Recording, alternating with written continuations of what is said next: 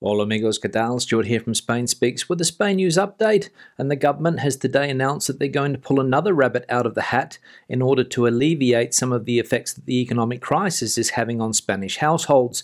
But more about that in just a moment. Firstly, a big thanks to all of the people that left comments on the last video. Lots of comments, lots of debate happening there as usual. Thanks to the people that bought merchandise, and a big thanks to my patrons on Patreon for your ongoing support. Now, let's get into the news, and as I said, another rabbit is being pulled out of the hat by the government as they try to soften the blow that the economic crisis here in Spain is having on the average household. And as we can see here, Sanchez announces the reduction of VAT on electricity to 5%.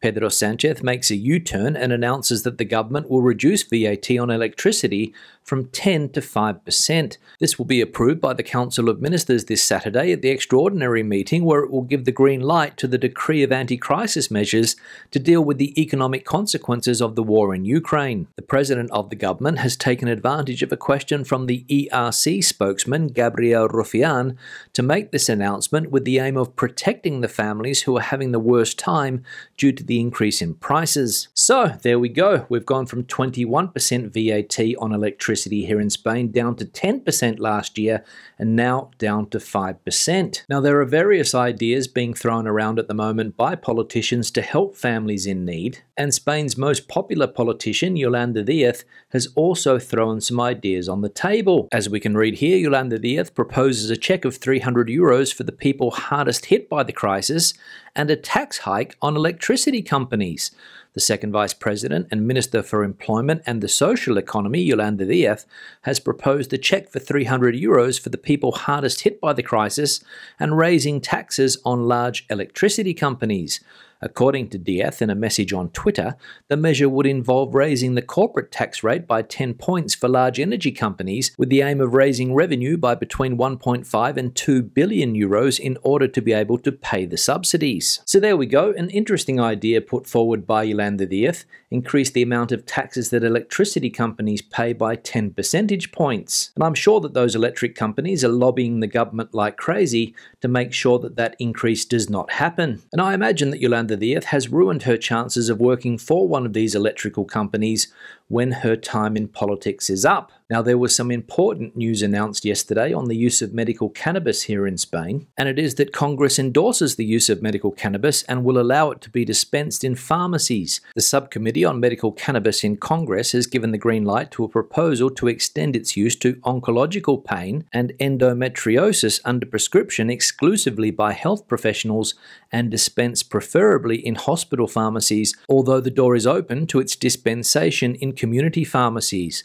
This is stated in the final report of the proposal of conclusions and recommendations that has received the approval of the PSOE, Unidas Podemos, Ciudadanos, PNV, and P the Cat, the abstention of ERC and Bildu, and the rejection of PP and Vox. So the green light given to the use of medical cannabis here in Spain and to be dispensed by hospital pharmacies. Now, as we know, it's going to be a difficult summer for airlines and airports in Europe, and according to this article, airline labour crisis will result in chaotic summer at airports. What promises to be an exceptional summer of travel demand in Europe after 2 years of pandemic restrictions is turning out to be a difficult pill to swallow for airlines and airports.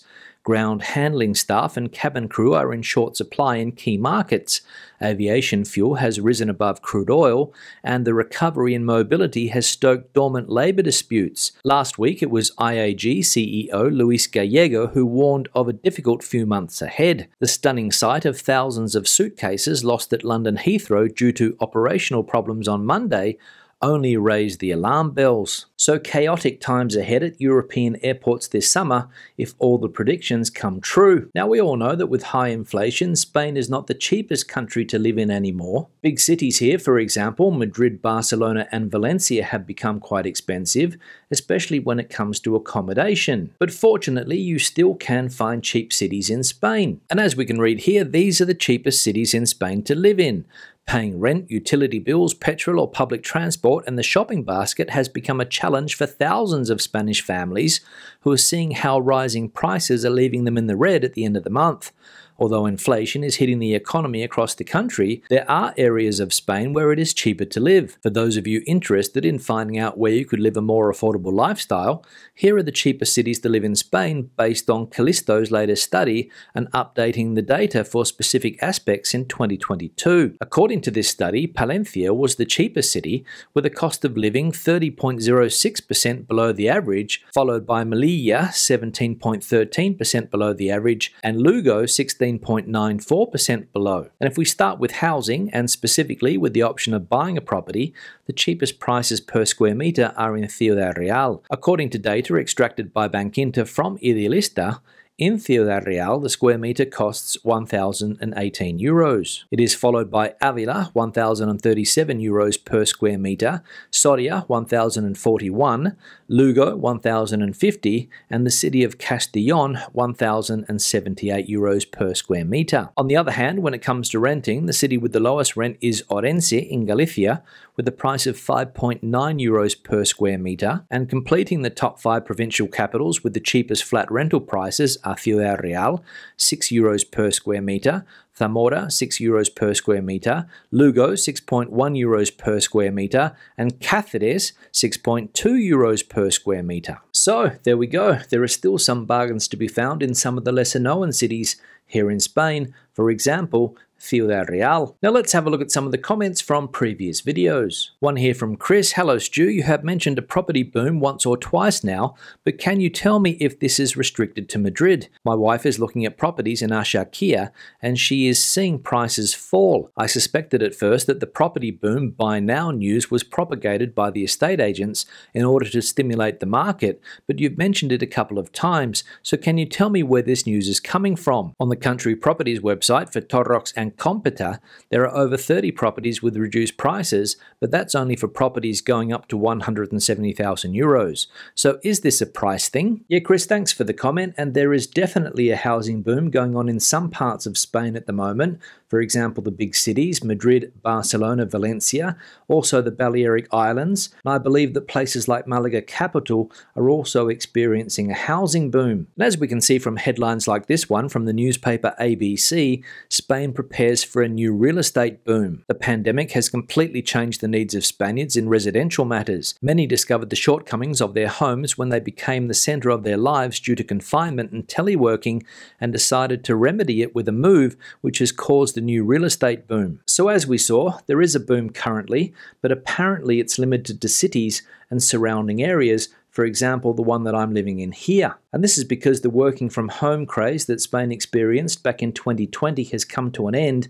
People are going back to the office, but they want to get into larger accommodation. So people need to be close to the city where they're working, but they don't want to be stuck in small apartments. So it is possible that the prices are falling in the areas that you mentioned in your comment in the Malaga region because people are moving out of those areas and back to the city. One here from Steve, turning into a bit of a weather channel now. Yes, Steve, thanks for the comment, and you're right, we have been talking a fair bit about the weather lately because people like to talk about the weather, and the weather has been extreme in Spain over the last few weeks. And if weather conditions continue to dominate headlines here in Spain, I'll be talking about it even more in the future. One here from Outdoor Chilled, a fine for peeing in the sea. Is this a joke? How will they enforce this? Yeah, Outdoor Chilled, thanks for the comment, and no, it is not a joke. You can get fined for taking a leak in the sea in Vigo in the north of Spain. And to answer your other question, how are they going to enforce it? I've got absolutely no idea, but I imagine that you're not going to be able to go for a swim if you've got a full bladder. And the famous Spanish expression, me cago en la mar,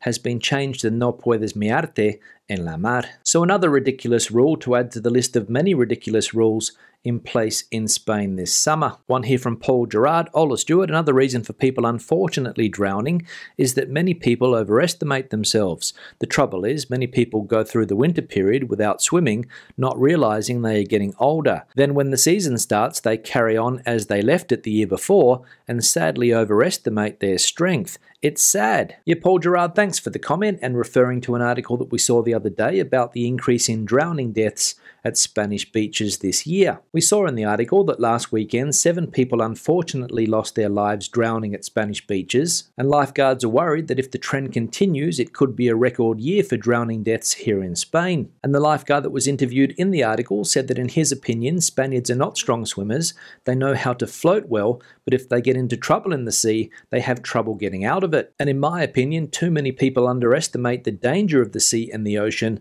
when they go swimming, because it's not the same to go swimming in the community pool as it is to go swimming in the ocean or the Mediterranean. And finally, one from Raylene. Hola, I'm getting ready for my trip to Spain and wondering if the chaos at the Madrid airport has been resolved. I would be leaving out of Madrid from Terminal 1. Gracias, Ray from San Diego. Yeah, Ray, thanks for the comment, and I believe that some of the problems recently experienced at Spain's main airports have been resolved. We saw the other day that more police were going to be sent to airports in order to fix problems at passport control. However, and as we saw earlier, airports around Spain and in other European countries are preparing for a chaotic summer because ground staff and cabin crew are apparently in short supply. Add to that various strike days that are planned for next month with airlines like Ryanair and EasyJet here in Spain, and it's going to be a complicated month for traveling. So I hope all goes well with your trip from San Diego, Ray, but be prepared for problems. On that note, I'll wrap the video up. Questions and comments, please leave them in the section below. Debate the video out as you normally do. Give it a thumbs up if you liked it, thumbs down if you didn't. I'll see you in the next one. Hasta luego.